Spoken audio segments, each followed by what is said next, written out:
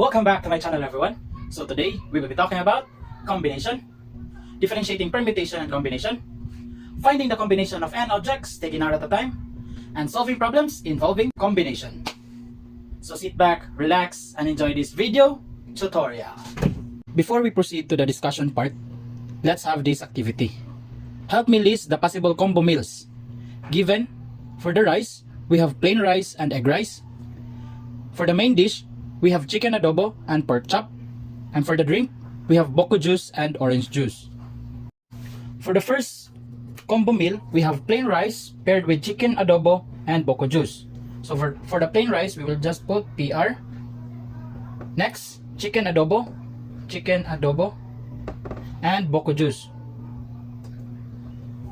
Next, we have plain rice, chicken adobo, and for the drink, let's change boko juice with orange juice. So, plain rice, chicken adobo, and then orange juice. Next, let's change chicken adobo with pork chop. So, plain rice paired with pork chop and then boko juice. So, we have plain rice, pork chop, and then boko juice. Next, let's change boko juice with orange juice. So, plain rice, pork chop, and then orange juice.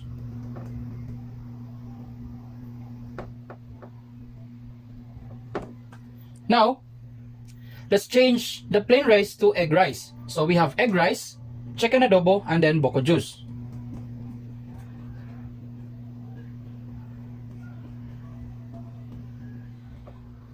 Next, let's change boko juice with orange juice. So egg rice, chicken adobo, and then orange juice.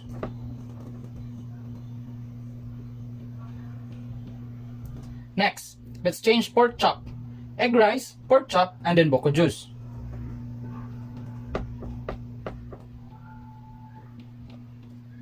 Next, egg rice, pork chop, and then orange juice.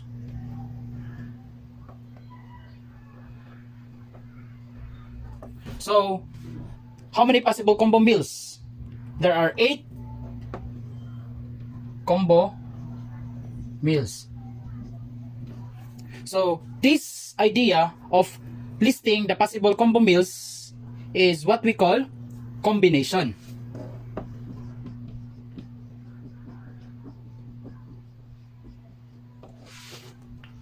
So, the next question is, what is combination?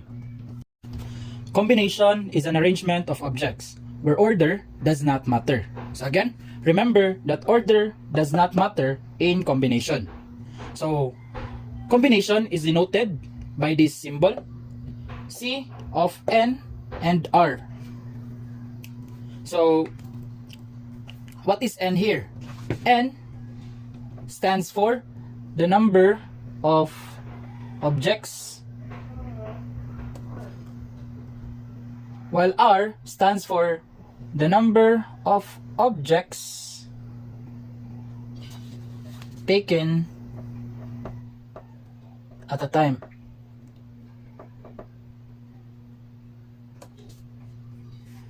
There are other ways to denote combination. This is one way of denoting or writing combination. There are also other ways, just like this one. N, combination of N taking R at a time. Next, you can also write that one in this way. You can also write it in this way. Let's compare permutation and combination. Permutation is an arrangement of objects where order does matter, while combination is an arrangement of objects where order does not matter. Example, let's try to arrange the letters A, B, C in permutation and in combination. So in permutation, because order does matter, then there will be 6 arrangements, namely A, B, C, A, C, B. Next, we'll have B as the first object, followed by A, C. Next is B, C, A. Next, we have C, A, B, C, B, A. There are 6 arrangements for permutation, while for combination, Because order does not matter, then there will be one arrangement for combination. Why? Because ABC has the same components with ACB, BAC,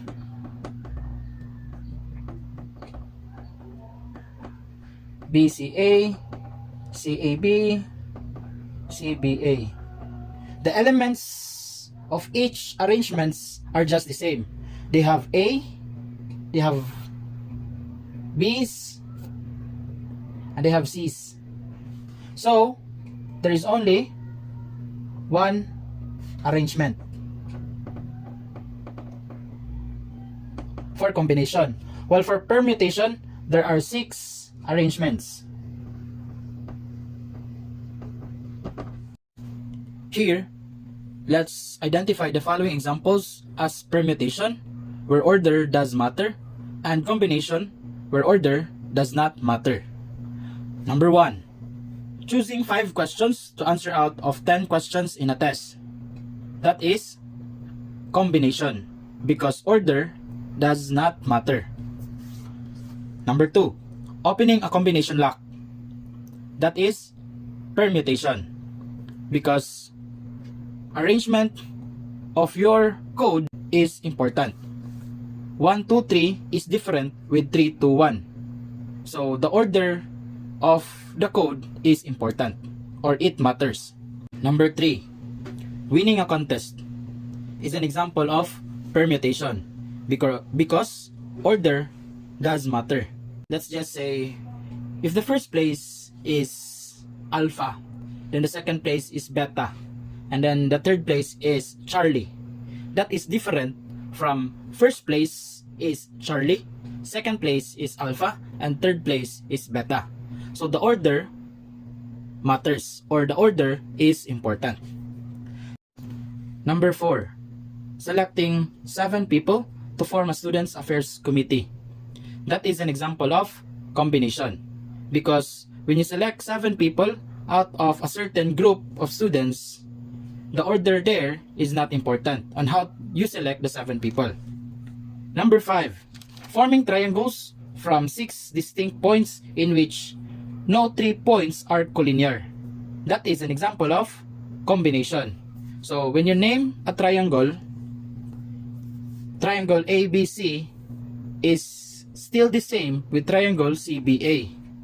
So the order of letters when you name a triangle is not important. As long as they have the same letters, then you can say that those triangles are just the same. Number 6. Assigning seats to guests. That is an example of permutation, because when you arrange the guests in their seats, the order is important. Number 7. Drawing a set of 6 numbers in a lottery containing numbers 1 to 45. Then, this example is called combination, because the order of numbers that came out from the machine is not important, as long as the elements or the numbers that came out from the machine is the same with the numbers in your lottery ticket. Then you can say that you won the lottery. Number 8. Entering the PIN, or the personal identification number of your ATM card. So when you enter your PIN, the order there is important. So when you enter 143, that is different from the passcode or PIN code that is 134, because the order is important. Number 9. Selecting 3 posters to hang out of 6 different posters. That is an example of combination, because the order of selecting posters out of 6 different posters is not important. Number 10. Listing the elements of subsets of a given set. That is an example of combination, because order is not important, or the order does not matter. As long as the elements of the subsets is the same with the elements of the other subsets, then you can say that they are equal or congruent. Because we're done identifying situations that involves combination, then you're ready to solve problems that are under combination. So first, let's have a little review on the formula of permutation. Permutation of n taking r at a time is equal to this formula, which is equal to n factorial over the factorial of n minus r. So the formula for combination is somehow the same with the formula in permutation. What differs is the denominator. As you can see, in our formula for combination, the denominator is just being added with r factorial. So the formula for combination is c of n taking r at a time is equal to n factorial all over the product of n minus r factorial and r factorial. Let's try to solve this example. In how many ways can a committee consisting of 4 members be formed from 8 people? So first, let's write the formula. Next, let's identify our n and r. Again, n is the number of objects. So the number of people is 8.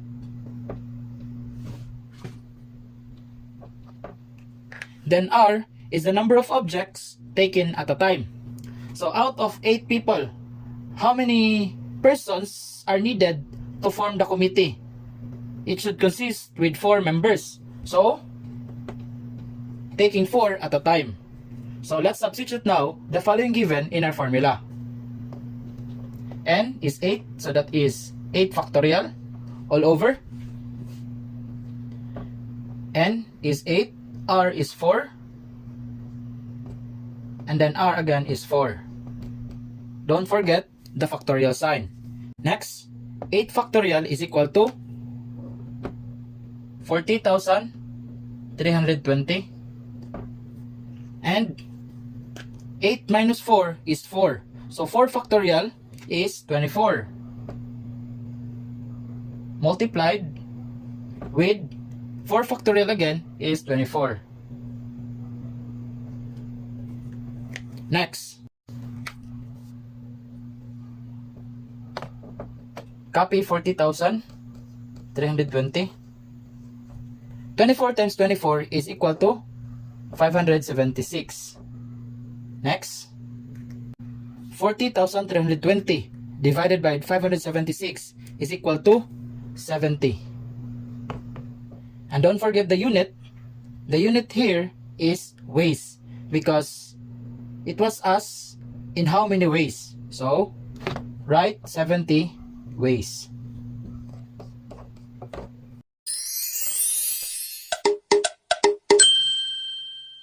You can also solve permutation and combination using your calculator. So here, I'll be showing you on how to solve this problem using your calculator or your scientific calculator. First, locate this button.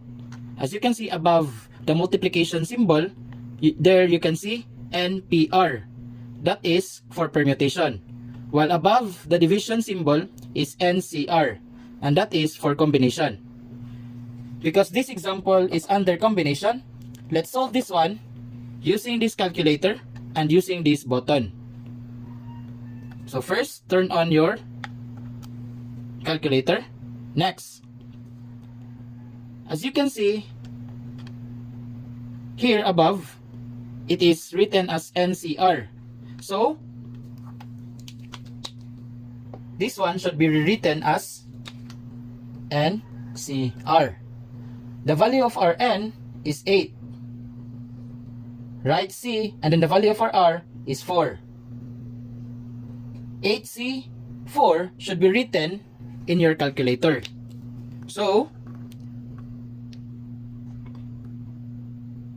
first, write 8. 8. Next, write C. How to write C? Press Shift. Next, press this button, the division symbol. There, you can see 8C. Next is you will write 4. So write 4. And then press equal sign. And the answer will be flashed there. Combination of 8 taking 4 at a time is equal to 70. Let's have 2 more examples. First, let's identify which example is permutation and which example is combination. So again, permutation is an arrangement where order is important, while combination is an arrangement where order does not matter or is not important. So, number 1, is it permutation or combination? Forming triangles from 6 distinct points in which no 3 points are collinear. How many triangles can be formed? So, when we name a triangle example, triangle A, B, C is just the same with triangle C, B, A. Why? Because the letters that compose this triangle is the same with the letters that is composed in this triangle.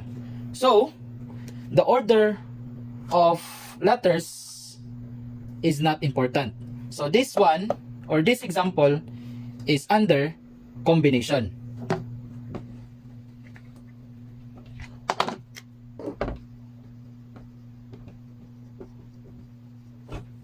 So let's write the symbol for combination for this example. C, N, R. N is the number of objects. So in this example, the number of objects is 6 distinct points. So the value for N is 6. Write C. R is the number of objects taken at a time, or the number of points taken at a time. How many points are needed to form a triangle? We need 3 points. So the value for R is 3. Now we can use our calculator to solve this equation. Problem. Combination of 6 taking 3 at a time. So, turn on your calculator. Next, let us solve combination of 6 taking 3 at a time using our calculator. So, press 6. Next, press Shift and the division symbol. So, you will have 6C. Next, press 3 and then press equals. So the answer is 20.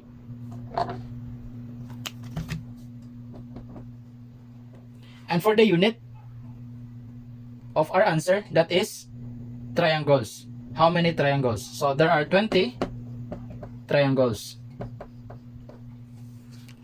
Now for number 2, let's identify if it is permutation or combination.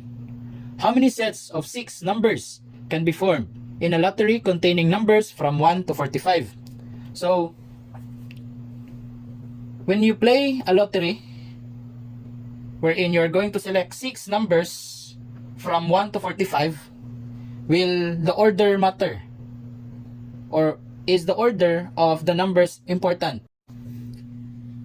So the answer for that one is no. The order is still not important, or it does not matter. So, number 2 is still an example of combination.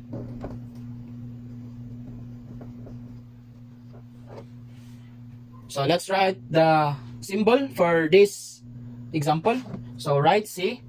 Next, for our N and R, the value for N here is 45 because there are 45 objects or numbers from 1 to 45.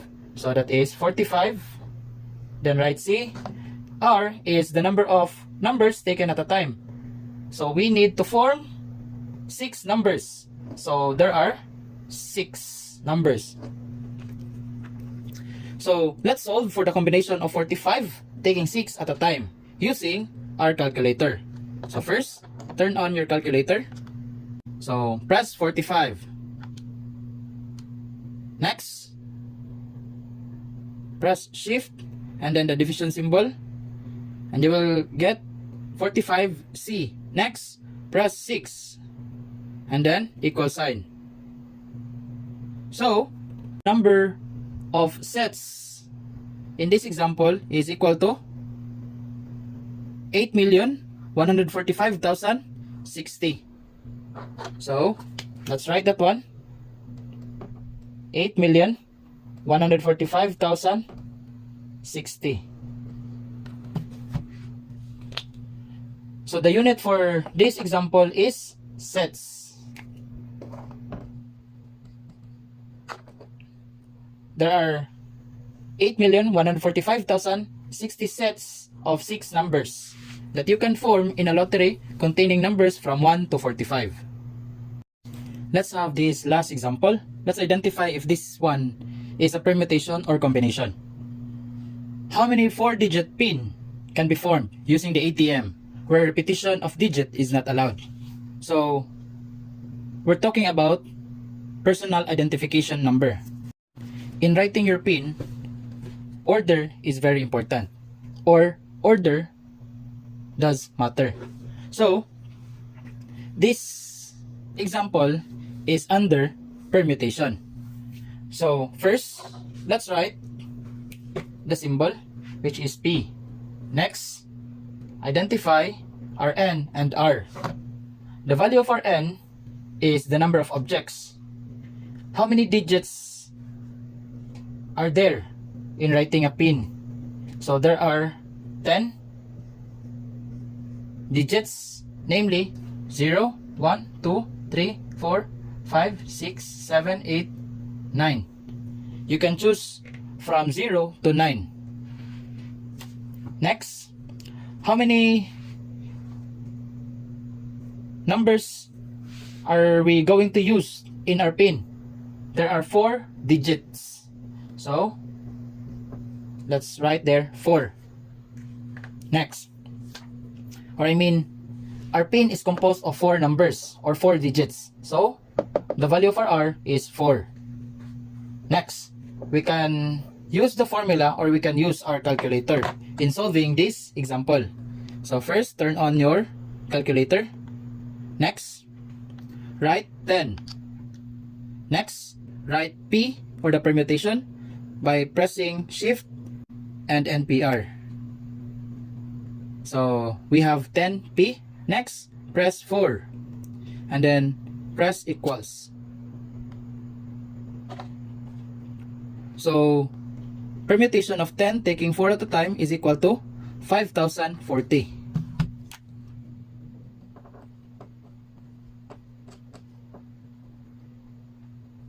And the unit for this answer is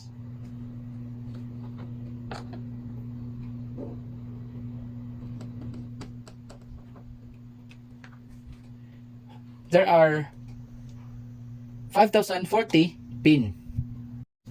And that's all for combination. I hope you've learned something from this video.